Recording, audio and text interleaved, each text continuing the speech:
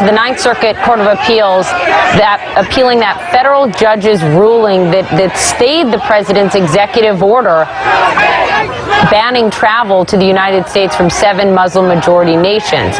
Betsy Woodruff is with me. She's a political reporter at the Daily Beast. Also with me, Lonnie Chen, a CNN political commentator and a former aide to Mitt Romney. Thank you both for being here. Just your reaction, Betsy, to this news. I mean, now it's taken to the Ninth Circuit. How do you see this playing out?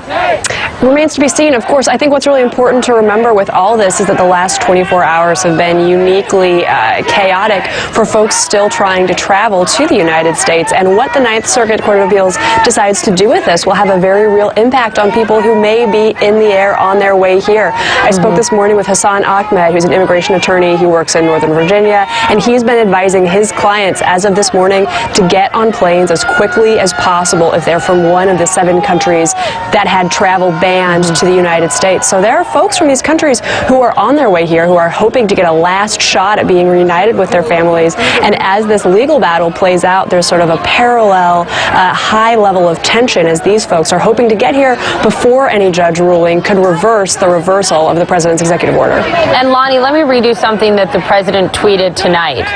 What is our country coming to when a judge can halt a Homeland Security travel ban and anyone, even with bad intentions, can come to the United States? That is the system that exists in the United States. I mean, that is why we have separate and equal branches of government. Does that show to you a fundamental misunderstanding of the judiciary branch and their powers by the president? You know, Poppy, I don't know if it's a misunderstanding. I think the president is communicating directly to his supporters to say, look, this is the way I feel. This but I mean, is he's saying, Lonnie, he's saying, what does this say about our country that our legal system can do what our legal system is legally allowed to do? I totally understand that. I think the legal system certainly is the place where this is going to be determined, and it should be determined. But my point is simply that I think he is communicating directly to his supporters so they understand where he's coming from. Now, obviously, people look at that and say, well, the courts are doing their job. The courts are considering this case now. But I think what the president's trying to do is he is trying to do, this has always been part of the Donald Trump strategy, Poppy. It's been to communicate directly to his supporters, things that may make some of us scratch our heads. This is his way of communicating directly to the people who supported him during the campaign to say, look, I am going to continue this fight. One of the other things he tweeted, apparently an effort to delegitimize this Washington state federal judge, by the way, an appointee of President George W. Bush. He said the opinion of the so-called judge, which essentially takes law enforcement away from our country, is ridiculous and will be overturned. We'll see what the courts decide, but here's how the Vice President, Mike Pence, responded to George Stephanopoulos asking him about the president's use of the term so-called judge. Listen. How is he a so-called judge? Well, again, we face a dangerous enemy, inspiring people to come into this country, and frankly, inspiring people who are already in this country.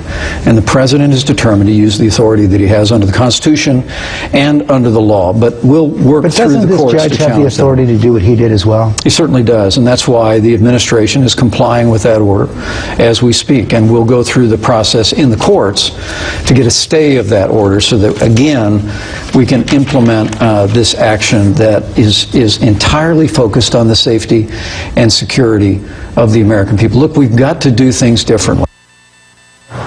Betsy, what do you make of that? I mean, Mike Pence is standing by the president in terms of his language I don't think that the vice president would necessarily use to describe a federal judge. What do you make of it? There probably isn't an odder couple in American politics right now than Donald Trump and Mike Pence. There aren't two men who are more dispositionally and rhetorically different. Of course, Pence's comment defending the fact that Trump referred to this judge as so-called by pointing to the reality that there is terrorism and that terrorist groups do try to hurt Americans is a bit of a non sequitur. The fact that ISIS exists doesn't mean that the federal judiciary doesn't exist. It's not an answer to the question. And of course, at the end of the day, we have to know, where does the president come down on this very simple question of compliance with these court orders? And thus far, DHS is complying. That's certainly an indicator that the system is working. But when the president talks about the federal judiciary in sort of scare quotes, it's something that absolutely gives a lot of activists pause. On another other note, we just got some clips of the interview that the president sat down with Bill O'Reilly of Fox News to do that will air, I believe, in its entirety tomorrow during the Super Bowl. Here's one part that stood out. Oh, unfortunately, we don't have that. We're going to get that for you a little bit later in the show.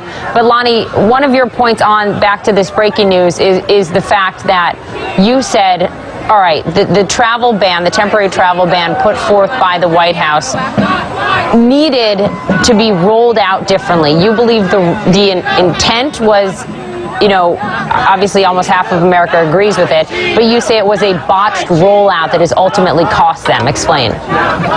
Well, I think, again, you know, if they had written an executive order that maybe was a little bit tighter, that maybe had buy-in from other leaders, for example, the Secretary of Homeland Security or other people who are usually part of what we call an interagency process, I think that it would have been more defensible in the court of public opinion. Now, obviously, the legal system is going to play this through how the legal system will play it, but the public response, I think, is in part, Poppy, a response to the fact that the process through which the executive order was issued was not usually the kind of process you would see for this sort of order. All right, we now have the sound of the president's interview with Fox News. Let's listen. Do you respect Putin? I do respect him. Do you? Why? Well, I respect a lot of people, but that doesn't mean I'm going to get along with him. He's a leader of his country. I say it's better to get along with Russia than not. And if Russia helps us in the fight against ISIS, which is a major fight, and Islamic terrorism all over the world, right, major fight, that's a good thing. Will I get along with him? I have no idea. It's He's very a killer, I though. won't. Putin's a killer. A lot of killers. We got a lot of killers. Why, you think our country's so innocent?